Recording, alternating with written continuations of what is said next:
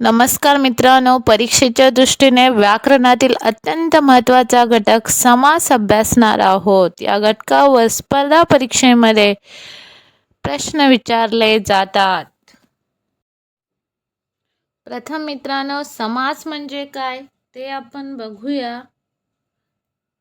समासाची व्याख्या बघा. दोन शब्दाचे एकत्रीकरण म्हणजेच समास. सामासिक शब्द म्हणजे काय? शब्दाच्या एकत्रीकरणाने जो एक जोड शब्द तयार होतो त्याला सामासिक शब्द असे म्हणतात. विग्रह म्हणजे काय?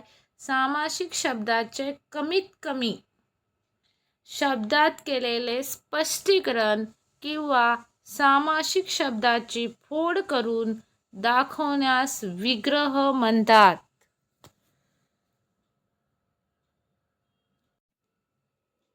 बघा मित्रांनो, समास म्हणजे काय, सामासिक शब्द म्हणजे काय आणि विग्रह म्हणजे काय हे उदाहरणावरून आपण समजून घेऊया.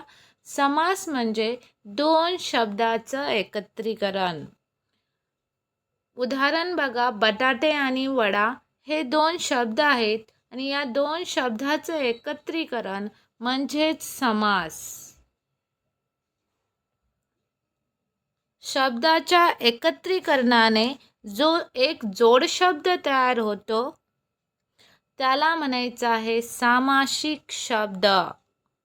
बटाटे वडा हा सामासिक शब्द आहे.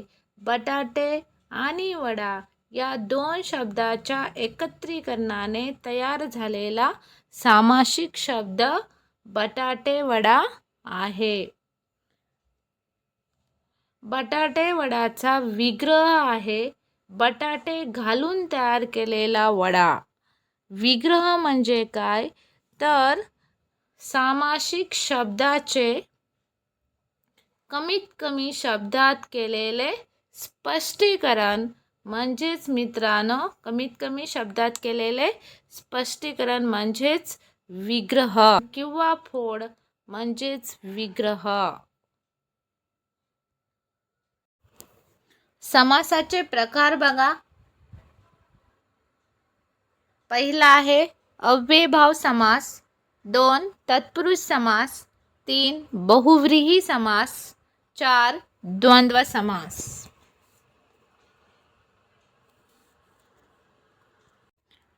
समासाच्या थोडक्यात व्याख्या बघूया.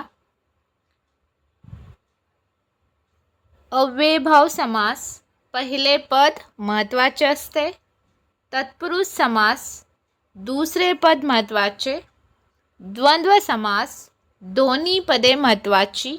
बहुव्रीही समास, दोन्ही पदे महत्त्वाची नसून तिसऱ्याच घटकाचा बोध होतो.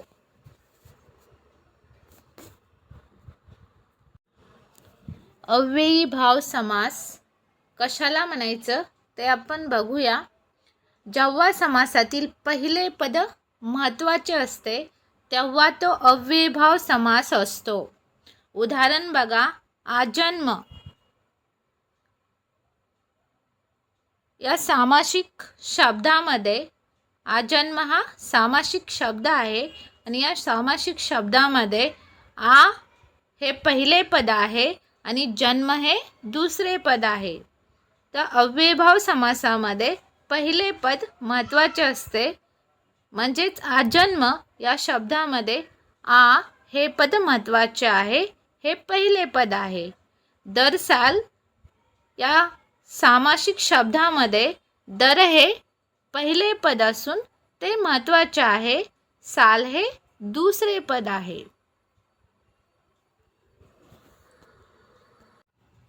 आ, यथा, प्रति हे संस्कृत भाषेतील उपसर्ग लागून तयार झालेले शब्द अव्ययीभाव समासाची उदाहरणे असतात. उदाहरण पहिले बघा, आजन्म या सामासिक शब्दात आ हा काय लागलेला आहे, उपसर्ग लागलेला आहे. जन्म या मूळ शब्दाला आ हा उपसर्ग लागलेला आहे. आजन्म या सामासिक शब्दाचा विग्रह किंवा फोड आहे जन्मापासून. त्यानंतर आमरण या सामासिक शब्दामध्ये मरण हा मूळ शब्द आहे आणि आ हा उपसर्ग लागलेला आहे.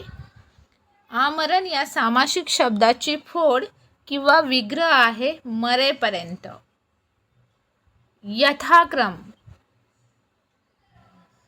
क्रम हा मूळ शब्द आहे आणि यथा हा उपसर्ग लागलेला आहे. यथाक्रम या सामासिक शब्दाची फोड आहे क्रमाप्रमाणे. प्रतिशन, शन हा मूळ शब्द आहे आणि प्रति हा उपसर्ग लागलेला आहे. प्रतिशन या सामासिक शब्दाची फोड आहे प्रत्येक क्षणाला. यथान्याय, न्याय हा मूळ शब्द आहे आणि यथा हा उपसर्ग लागलेला आहे. यथान्याय या सामासिक शब्दाचा विग्रह आहे न्यायाप्रमाणे.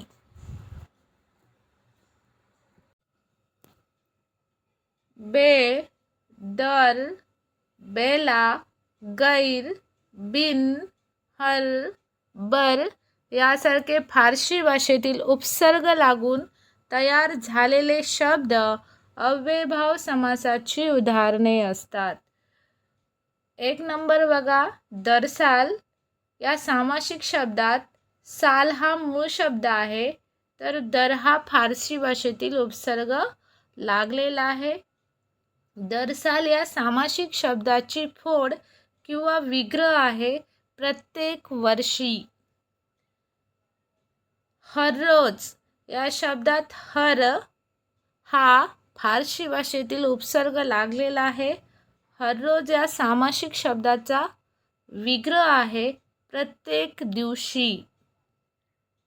बिनधास्त या शब्दात बिन हा फारसी भाषेतील उपसर्ग लागलेला आहे. बिनधास्त या शब्दाची फोड आहे धास्ती शिवाय. बेशक या शब्दात बे हा फारसी भाषेतील उपसर्ग लागलेला आहे. बेशक या सामासिक शब्दाचा विग्रह आहे शंका न घेता. बेलाशक या शब्दात बेला हा फारसी भाषेतील उपसर्ग लागलेला आहे. बेलाशक या सामासिक शब्दाचा विग्रह आहे शंका न घेता. फारसी भाषेतील उपसर्ग लागलेले हे शब्द अव्ययभाव समासाची उदाहरणे असतात. मित्रांनो, अजून काही फारसी भाषेतील उपसर्ग लागलेले शब्द पाहूया जे अव्ययभाव समासाची उदाहरणे आहेत.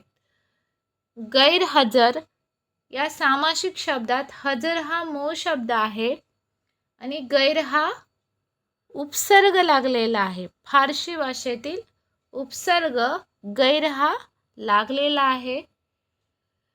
मित्रांनो, मूळ शब्दाच्या नंतर प्रत्यय लागतो आणि मूळ शब्दाच्या पहिलं उपसर्ग लागतो.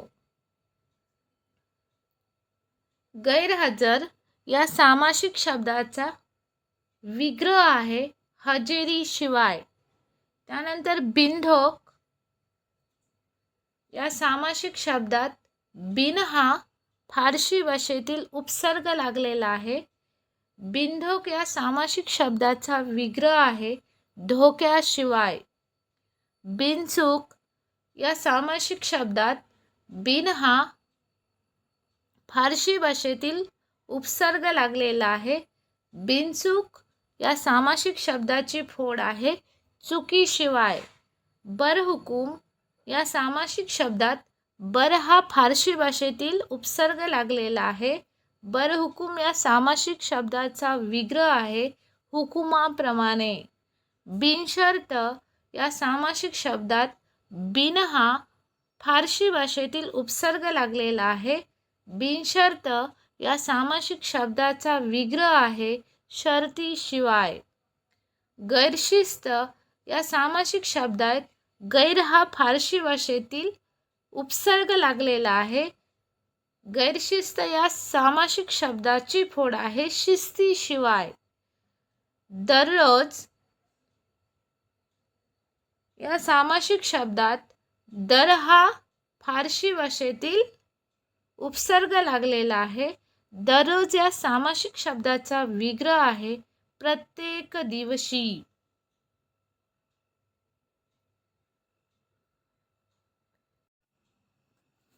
मराठी भाषेतील द्विरुक्ती होऊन तयार झालेले शब्द क्रिया विशेषणाप्रमाणे वापरले जातात. ही सुद्धा अव्ययभाव समासाची उदाहरणे आहेत. बघा, द्विरुक्ती म्हणजे काय, तर एकच शब्द पुन्हा पुन्हा येणे. इथं घरी हा एकच शब्द आहे घर, तो 2 वेळा आलेला आहे. त्यामुळे व्याकरणी भाषेत त्याला एकच शब्द पुन्हा पुन्हा येणे, त्याला व्याकरणी भाषेत द्विरुक्ती असे म्हणतात. घरोघरी या सामासिक शब्दाचा विग्रह आहे प्रत्येक घरी. वारंवार वारंवार हा शब्द पुन्हा पुन्हा आलेला आहे, म्हणजेच शब्दाची द्विरुक्ती झालेली आहे. म्हणून ही अव्ययभाव समासाची उदाहरणे आहेत. वारंवार या सामासिक शब्दाची फोड आहे प्रत्येक वारी. पानोपानी, पान हा शब्द पुन्हा पुन्हा आलेला आहे, म्हणून इथे शब्दाची द्विरुक्ती झालेली आहे. म्हणून हे अव्ययभाव समासाचं उदाहरण आहे. पानोपानी या सामासिक शब्दाचा विग्रह आहे प्रत्येक पानात. गल्लोगल्ली प्रत्येक गल्लीत. दिवसेदिवस प्रत्येक दिवशी. दारोदार या सामासिक शब्दाचा फोड आहे प्रत्येक दारी. जागोजागी या सामासिक शब्दाची फोड आहे प्रत्येक जागी. अशा प्रकारे द्विरुक्ती झालेले शब्द अव्ययभाव समासाची उदाहरणे असतात.